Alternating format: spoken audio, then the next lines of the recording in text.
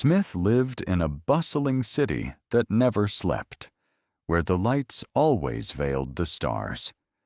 He worked as a mechanical engineer, spending his days repairing antique watches and complex machinery. On the other hand, Mona was an artist who loved tranquility, painting canvases that expressed her deepest dreams. The two met in a small cafe located in a forgotten corner of the old city. Mona's brush fell to the ground. Smith picked it up with a shy smile, and that's where the story began. Mona wasn't just an ordinary artist. She possessed a keen insight into hidden things. Smith noticed that Mona was painting a mysterious watch that looked exactly like one he had been trying to fix for years.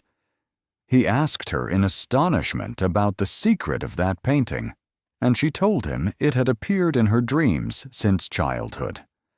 Smith believed in logic and gears, but Mona made him believe in destiny and coincidences. They decided to work together to uncover the secret of the watch, which was called the Key of Time.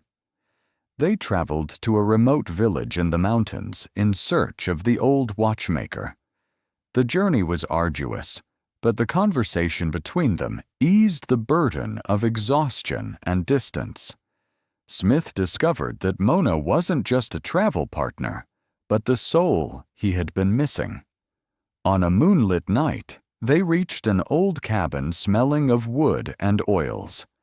There, they found a wooden box sealed with a lock that could only be opened by a complex mathematical code. Smith used his engineering skills to crack the code, while Mona watched the stars. When the box opened, they didn't find gold. Instead, they found an old letter and a hand-drawn map. The letter was addressed to them by name, as if time had been waiting for their arrival. Mona felt anxious, but Smith held her hand and reassured her that everything would be all right. They followed the map until they reached a hidden cave behind a great waterfall. Inside, the walls were covered with drawings that looked exactly like Mona's paintings. Smith realized that his family had been guarding this place for many centuries. The watch he carried was the final piece to operate an ancient machine that preserved the world's balance.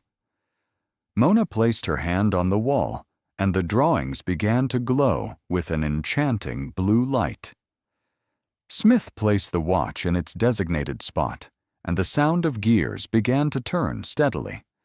At that moment, they felt a strange bond uniting them, a bond that transcended the limits of space and time. The machine wasn't a weapon. It was a bridge to lost memories.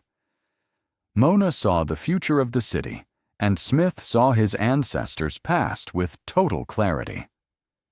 After finishing the mission, the two emerged from the cave as completely different people. The city no longer looked gray and noisy as it had before. Smith opened a new workshop, not just to fix watches, but to teach people the value of time. Mona's paintings became an inspiration to thousands, conveying a sense of hope and eternity. People always asked Smith about the secret of his success. He would look at Mona and smile. The love that grew between them wasn't fleeting. It was built on adventure and trust. Every year, they would return to that cave to remember their beginning.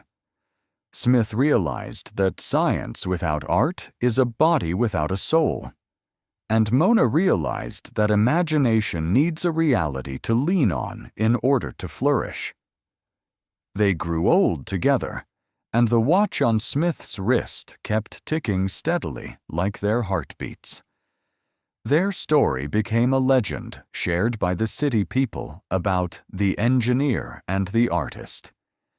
In the end, they found that the greatest treasure they discovered wasn't gold or the machine, but being together.